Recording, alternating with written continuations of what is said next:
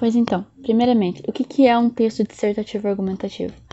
Um texto dissertativo argumentativo é um texto em prosa, né? Que ele não é um texto que vai ser usado versos, né? Igual numa poesia, né? Numa música, por exemplo.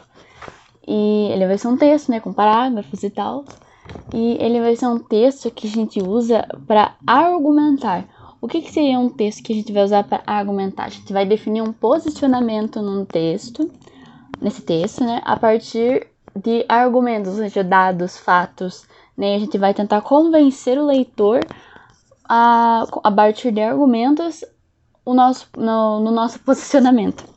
Então, eu vou seguindo porque eu tenho uma pequena listinha aqui que eu fiz pra ir falando assim, mas eu quero falar meio aleatoriamente e não dava certo.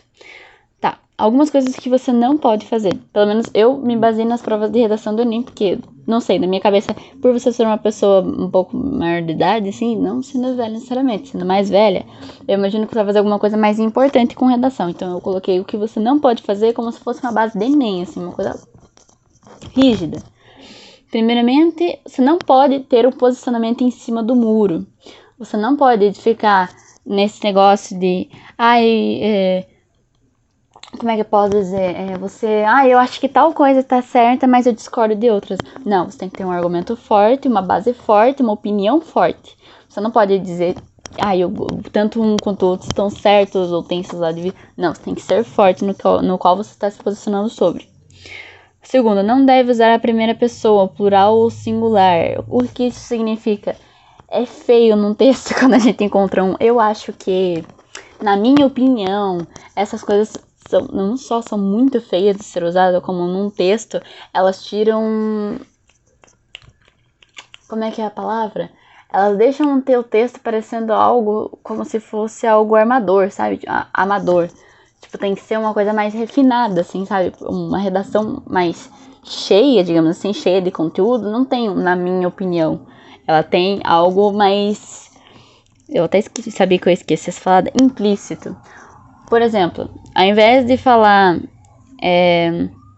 eu acho que faltam recursos, sabe? Essa é uma frase bem comum. Eu acho que faltam recursos. Você coloca algo mais implícito, algo quase como mais generalizado. Percebe-se que faltam recursos. Vê-se que alguma coisa, entende? Tipo, tenta não deixar algo tipo... na nossa realidade, no nosso país. Não, tem que ser uma coisa mais generalizada implicitamente. Uma coisa falando, não se falando, entende? Tipo, quando você fala discretinho, falando, não se falando sobre aquilo. Ao invés de você falar que no Brasil é assim, no Brasil é difícil. Não, você fala assim, vê-se que no Brasil está sendo difícil. Sempre deixar, tipo, ao invés de você deixar a tua opinião naquela cara de tipo, desse jeito aqui, você coloca meio que, tipo... Acho que deu pra entender com isso. Não deve assinar no final do texto. Até porque o corretor, a pessoa que for corrigir, ela não precisa saber quem que você é. E você não precisa tentar mandar alguma mensagem pra ele, seja direta ou indireta. Você não pode, por exemplo, colocar PS, releve a letra, PS, ou colocar teu nome assinado embaixo. O corretor não precisa saber quem que você é, até porque ele precisa deixar muito parcial, ele tem que ser muito parcial no jeito que ele for corrigir. Então ele não pode saber quem que você é, você não pode ter contato nenhum com o corretor.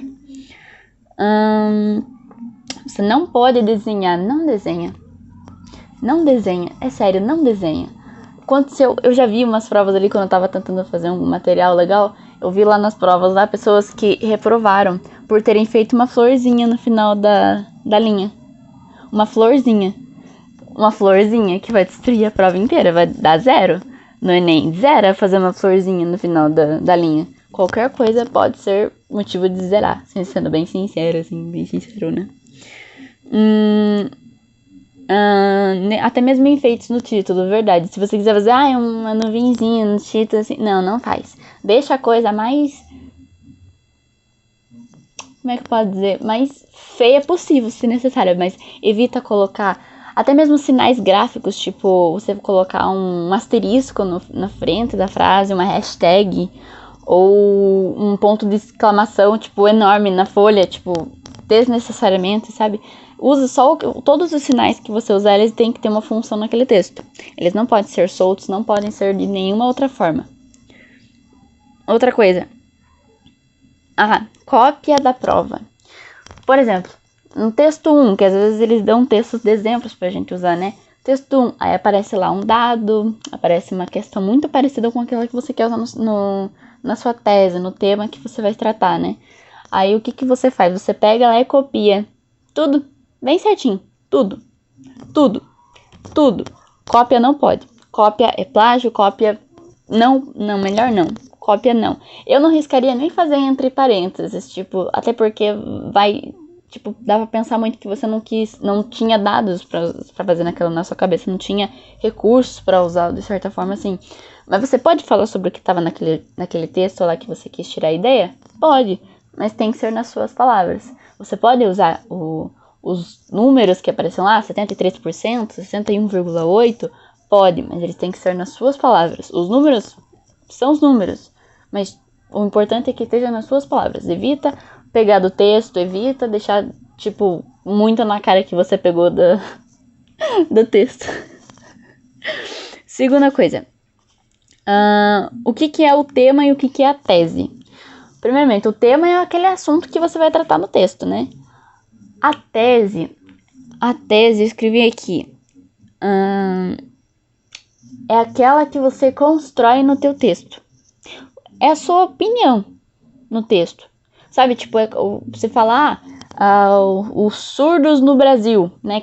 Vai ser um texto que eu vou passar como exemplo do que é uma redação boa. Os surdos no Brasil. Um tema seria esse, né? Os surdos no Brasil. Aí a tese seria o seu posicionamento com relação àquele tema. Ou seja, a maneira como você vai falar sobre aquilo. Se você vai falar meio que isso não existe, isso existe, eu concordo, eu discordo. A tese é isso, é o seu posicionamento. Ok, agora é uma parte que eu acho que tem que prestar atenção, porque se não prestar atenção vai ficar bem difícil. Como é que é a estrutura de um texto dissertativo argumentativo?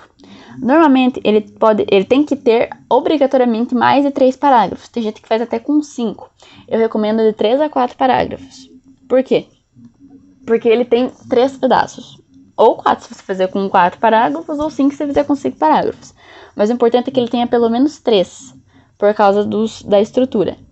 Porque primeiramente você começa com uma introdução, que é a hora que você vai abrir o assunto. É a hora que você quer falar sobre... Eu vou ler aqui que fica melhor. A introdução é apresentar o tema e se posicionar. É verdade. É a hora que você vai introduzir o tema. Uma boa dica para você tentar introduzir o tema é você buscar colocar isso com um filme, uma série, ou com um livro, algo que acontece já, sabe, você tem que dar um jeito de fazer a introdução, você colocar o seu assunto no primeiro parágrafo, que é a introdução, colocar o seu assunto e já se posicionar nele. Entende? Eu também vou passar, acho que também um texto que eu mesma que fiz, só que não foi um texto de redação de Enem, mas ele é um texto que mostrava uma introdução com tudo isso. A introdução, então, seria você mostrar o seu posicionamento e você apresentar o tema. Você tem que fingir como se estivesse falando para uma pessoa que nunca viu o tema na vida. E se você não souber falar sobre o tema, pelo menos tenta falar sobre algo que envolve ele. Igual eu falei, surdos no Brasil, você não sabe como é que são o sistema dos surdos no Brasil? Tá, então... é difícil desenrolar esse assunto. Mas eu já penso, na hora que eu terminar de fazer isso, eu penso mais um pouquinho, digito pra você qualquer coisa, deixo na pá pra você. A segunda coisa é o desenvolvimento. Pode ter desenvolvimento 1, 2, 3, que essa é a parte que vai definir se você vai precisar de 3, 4, 5 ou 10 parágrafos. Mas na maioria das vezes, né, o número de linhas que você tem que preencher lá não dá pra fazer 3 parágrafos, dá pra fazer 3, 4, às vezes 5, né? Com relação à introdução que eu tava falando, eu coloquei aqui uma dica legal, é você introduzir um gancho nele, alguma coisa que vai puxar dele, como eu falei que era um filme, uma série, tal, pá. O desenvolvimento é a hora que você vai argumentar. Mas como assim argumentar? Você vai ter que colocar Fontes. O que significa colocar fontes? Você vai ter que colocar uma citação, um dado, um acontecimento histórico também, pode ser um evento histórico. Você tem que colocar alguma coisa que vai fundamentalizar o seu texto. Porque senão ele só vira um raciocínio que foi na sua cabeça, um raciocínio sem realidade. Um raciocínio assim, que só você criou ali agora e pode ser que ele nem exista. Então você tem que ter algum dado para fundamentalizar, para deixar concretizado o porquê que você tem essa opinião, porquê que você se posiciona dessa maneira no seu texto. E se você caso com, querer usar mais de 3 parágrafos, eu recomendo 3 porque daí você não precisa se preocupar com isso que eu vou falar agora. Caso você vai usar um quarto, 4 parágrafos ou mais, você vai ter desenvolvimento 1, 2, 3 e 4. O que é isso? É você vai ir puxando. Da introdução você puxou um gancho que você vai falar sobre aquilo. Foi pro segundo. Do segundo você vai falar sobre uma coisa que tem que puxar pro terceiro, que vai terminar com uma conclusão muito boa. Então eu recomendo ser 3 parágrafos, mas 4 também é nível nota 1000 do Enem. A maioria das pessoas fazem com 4 parágrafos. Só que eu acho muito mais fácil você fazer com 3 e fazer ele bem elaborado. Aí o que significa você ter que fazer um desenvolvimento 2? É você ter que puxar um outro assunto para aquele mesmo tema. Então, por exemplo, se você falar sobre os cinemas no Brasil, alguma coisa desse tipo, você vai ter lá que colocar um desenvolvimento 1, algo sobre vamos ver, a disponibilidade dos cinemas, e no segundo você tem que colocar um outro assunto retratado sobre aquele tema, o ingresso é muito caro, sabe? Essas coisas, tem que colocar mais, às vezes, de um argumento no mesmo texto, por causa desse desenvolvimento 1, 2, 3, e puxando pra frente. Beleza. A terceira parte da estrutura é a conclusão. O que é conclusão? A conclusão, ou melhor, na conclusão, é nessa hora que você vai apresentar uma solução. Ela pode ser ou para eliminar aquilo, ou para você diminuir ela. Então, por exemplo, se eu fosse falar sobre o racismo, você tem que dizer o motivo do porquê você acha que tem racismo. E você coloca lá. No caso, esse foi um texto que eu fiz, é de minha autoria, no ano passado. O que eu falei sobre ele? Na introdução, eu falei o porquê que eu acho que existe o racismo no Brasil. Então, eu falei que, por causa dos nossos eventos históricos, né, com relação ao negro, foi passado de geração em geração, né, e isso causando muitos problemas e tudo mais.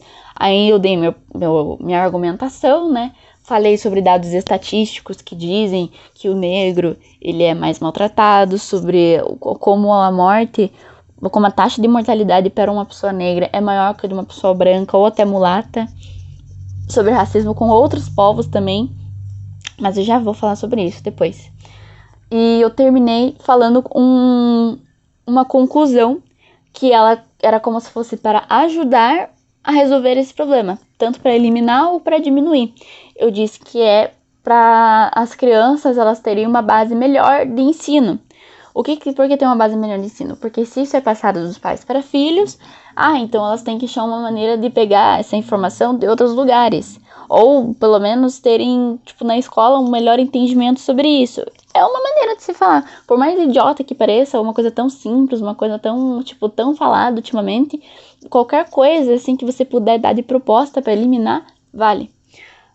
Algumas coisas que eu separei aqui, que eu acho que contam muito para caso você queira fazer uma boa proposta, de uma boa solução para o seu problema. Primeiro é colocar um agente. Quem que vai fazer? Quem deve fazer? Né? É importante ter um agente, né? Primeiro ponto. Segundo ponto, ação. O que vai ser feito? Como você pretende melhorar isso, né? O que vai ser feito? Terceira é a finalidade. Por que você está fazendo aquilo? Porque, né, é o nosso tema, né, nossa tese, né? O porquê é a nossa tese. O 4, o modo ou meio. Como que vai ser feito isso, né? Quais são os meios que você vai usar para fazer aquilo. E o detalhamento, né? Que é quando você fala um pouquinho mais sobre essa proposta, né? Você fala, E daí podemos pegar mais pessoas pra tal, e sabe? Tipo, falar um pouquinho mais sobre aquilo. Você dar um detalhamentozinho bem pouquinho, assim, sabe? E por último, nas últimas linhas, sei lá, últimas 3 linhas, você fecha a conclusão com uma frase de efeito, né? Uma maneira de você, tipo, pegar e manter na cabeça da pessoa o seu posicionamento, né? Reforçar o seu posicionamento também é uma maneira muito boa de você finalizar.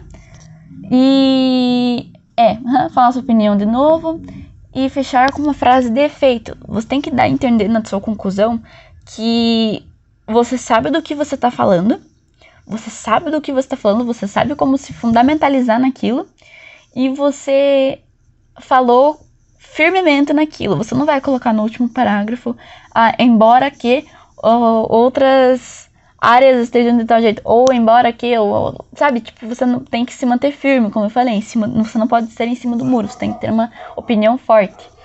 Com relação a título, no Enem parece que é opcional, então se informe se você vai precisar ou não fazer um título, até porque normalmente a gente também perde muito tempo no título, então se você realmente não tem certeza, na hora você não vai saber se você tem que fazer ou não, coloque, tipo, pule 2 linhas, ou melhor, na primeira linha que você coloca o título, na segunda você já começa o seu texto. Tipo, caso você realmente queira mesmo fazer um título, mas deixa ele por último. Porque se você fizer ele primeiro, você não vai saber como se fundamentalizar no resto. Porque quando você foca numa palavra, numa frase, alguma coisa assim, você acaba que você se diminui. Você diminui todo o seu pensamento para aquele título. Então, o importante é você fazer ele por último. E eu acho que é isso. As horas, você falou, as horas que muda de parágrafo. É a hora que você terminou de falar sobre aquilo, né? Então, na minha introdução eu falei sobre a maneira, igual eu falei lá sobre o racismo, né? Na minha introdução eu falei lá sobre o que acontece, né? O que acontece no Brasil já hoje em dia. Não, minto, não foi o que acontece. Eu falei, já te mostro o texto aí você vai entender melhor. Acabei.